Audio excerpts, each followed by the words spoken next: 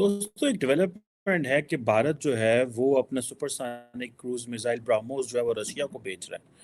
8 अगस्त बताया जा रहा है कि ये वो गोल्डन डेट है जो आसफ़ अली ज़रदारी शहबाज शरीफ साहब के बीच तय हुई है और असम्बलियाँ इस तारीख को तहलील की जाएंगी। सदर मुमलिकत को कोई फैसला हो गया है, क्योंकि हर तरफ ये खबर है कि 8 अगस्त को शायद असम्बलियाँ तहलील कर दी जाएं, या कम से कम ये फैसला हुआ है कि असम्बलियाँ तहलील की जाएंगी।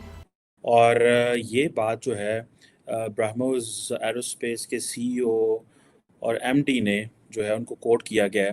और वो समझ रहे हैं कि हमारे लिए जो एक इम्पोर्टेंट मार्केट है कि जो air launch BrahMos supersonic cruise missile है वो हम रशिया को बेचें। और रशिया के पास भी इस तरह का अभी तक कोई इस पाए का मिसाइल नहीं है। अब ये चीज़ें जो हैं रशिया के बारे में कहा जा रहा है कि वो वेपन ख़रीद रहा है जो उसने एशियन ममालिक को बेचा था।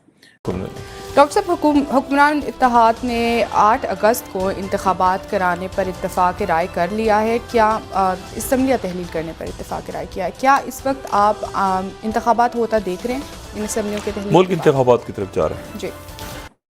और दूसरे मुल्कों को कहना कि आए इंडिया में आके इन्वेस्टमेंट करें और इंडिया में आके जो पैसा लगाएं, ये चीज़ नरेंद्र मोदी करने जा रहे हैं। कुछ तो वो ऑप्टिक्स करते हैं, मतलब कि अपने लोगों को बताते हैं कि जनाब देखें हमने इंडिया की किस्मत बदल दी, तारीख बदल दी, और कुछ हकीकत भी होती है। फॉर एग्ज़ाम्पल थी कि एजेंट ना 12 से पाकिस्तान से 12 JF-17 13 ब्लॉक 3 फाइटर्स ख़रीद रहा है जो कि तकरीबन $664 मिलियन के थे।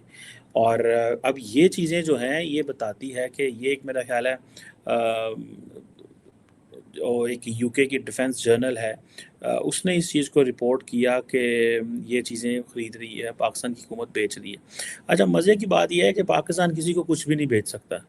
8 अगस्त बताया जा रहा है कि ये वो गोल्डन डेट है जो आसफ़ अली ज़रदारी शहबाज शरीफ साहब के बीच तय हुई है और असम्बलियाँ इस तारीख को तहलील की जाएंगी। सदर मुमलिकत को बेसिकली ये बात नहीं है कि अक्टूबर में है या नवंबर में। बेसिक बात ये है कि यहाँ इलेक्शन हो रहे हैं, टर्म पूरा करने के बाद हो रहे हैं।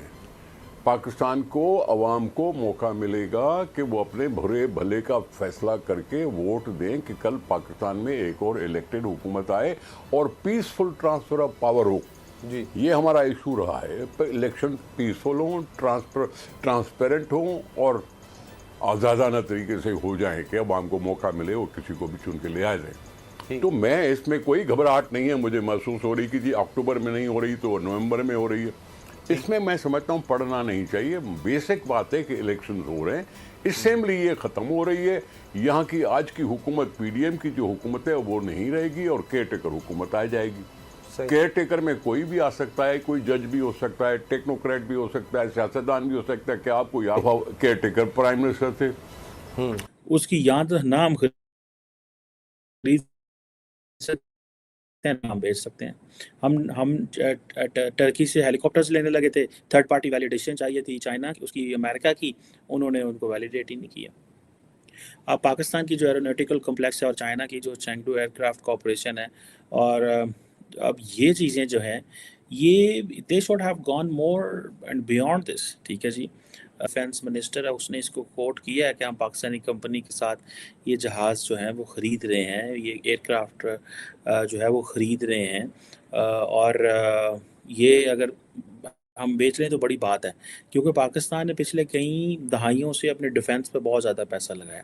लेकिन रशिया को जिसे वो बोलते हैं कि ये बेचना, दैट मीन्स अ लॉट, ये बहुत ज़्यादा इम्पोर्टेंट है। ठीक है जी, और जिसे वो कहते हैं ना, क्योंकि रशिया और इंडिया के जो ताल्लुकात हैं वो बहुत सारी तब्दीलियाँ हो रही हैं।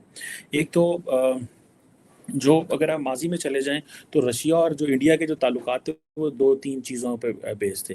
वो अगर आपको याद हो, सारा सोवियत एरा के जितना वेपनरी था वो इंडिया के पास था। ठीक है जी, कोई फैसला हो गया है, क्योंकि हर तरफ ये खबर है कि 8 अगस्त को शायद असम्बलियाँ तहलील कर दी जाएं, या कम से कम ये फैसला हुआ है कि असम्बलियाँ तहलील की जाएंगी, वक्त पूरा नहीं किया जाएगा। देखें, बात सुने, असेंबली वैसे भी 12 अगस्त को या 13 अगस्त को उसका टाइम पूरा हुआ है, उसका टर्म पूरा हो जाएगा जी।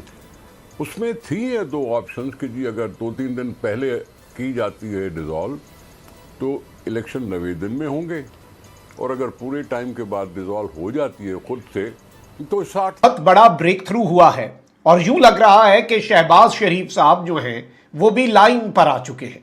ठीक है जनाब, ब्रह्मोस मिसाइल बेच पाता है तो आप ये इमेजिन करें, ठीक है जी, तो ये आप इमेजिन करें कि ये उनके लिए एक बहुत बड़ी डेवलपमेंट है। जनाब के जो इंडिया है वो रशिया से तेल खरीद के तो बेसिकली तो रशिया को तगड़ा कर रहा है।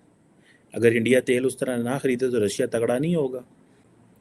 कि इंडिया जो है वो रशिया से तेल लेके आगे बेच रहा है, तो बात तो ये भी चल पड़ी है ना कि इंडिया की रिफाइनरियों से तेल न्यूयॉर्क और यूरोप पहुंच गए। इंडिया जो है वो नेट बेनिफिशियरी है, रशिया से तेल लेगा, रशिया को वेपन्स बेचेगा। और अब प्रॉब्लम ये है कि वो जो रशिया के पास इंडियन करेंसी है वो वापस फिर इंडिया आ जाएगी, क्योंकि इंडिया अगर 18-19 मुल्कों के साथ जो है वो इंडियन करेंसी में काम कर रहा है।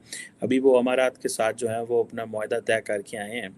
तो ब्रह्मोस अगर इंडिया से रशिया जाएगा, ठीक है जनाब, तो वो जो पैसा है वो पैसा तो ऑलरेडी इंडिया के बैंकों में रशिया का पड़ा हुआ है। तो वो जो पैसा है वो इंडिया के अगर बैंकों में रशिया का पैसा पड़ा तो इसका मतलब है कि इंडिया का पैसा इंडिया में ही रह गया। ठीक है जनाब, तो रशिया को मिसाइल मिल गए, वहाँ से उन्होंने तेल भी ले लिया। अब रशिया क्योंकि फंसा भी हुआ है, उसको सारी बातें वेपन्स भी चाहिए, तो वो समझ रहे होंगे कि हम ये चीज़ें इनसे ले लें।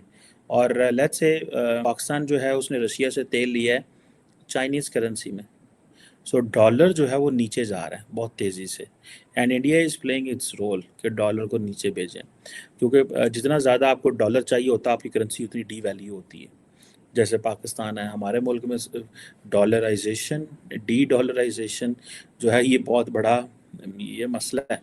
ठीक है ना जी, कि वो अपना वो जो आत्मनिर्भर भारत है उसके ऊपर काम कर सके और दुनिया की जो नई मार्केट्स हैं उधर जा सके। इस दौरान 1992 से लेकर 2021 तक इंडिया की जो मेजर आर्म्स इम्पोर्ट है 65% वो रशिया से है। इस दौरान सिर्फ इस 30 सालों में सिर्फ 7% आर्म्स इंडिया ने रशिया से अमेरिका से इम्पोर्ट की है। दिनों में क्या होता है और किस तरह चीज़ें जो हैं वो मैनेज होती हैं, लेकिन यह है कि इंडिया रशिया के जो रिलेशंस हैं वी आर लुकिंग कि India is trying to rebalance इस। बहुत बड़ा ब्रेक थ्रू हुआ है और यूं लग रहा है कि शहबाज शरीफ साहब जो हैं वो भी लाइन पर आ चुके हैं। एक जानिब तो इमरान खान को माइनस करना है, एक जानिब तो इमरान खान के बगैर पूरा निजाम चलाना है जो कि नामुमकिन है, लेकिन वहीं दूसरी जानिब हर लम्हे हर मोड़ पर इमरान खान की जरूरत पड़ जाती है। इस सब में इमरान खान साहब के नाम एक अहम पैगाम जारी हुआ है, जबकि दूसरी जानिब यूं लग रहा है कि ताकतवरों ने भी इस वक्त पीडीएम हुकूमत को झंडी करा दी है और इमरान खान साहब की गिरफ्तारी, इमरान खान साहब की सजा और इमरान खान साहब के पाबंदे सलासल होने और इमरान खान साहब के इलेक्शन से पहले नाअहल होने पर अब एक बहुत बड़ा सवालिया निशान लग चुका है।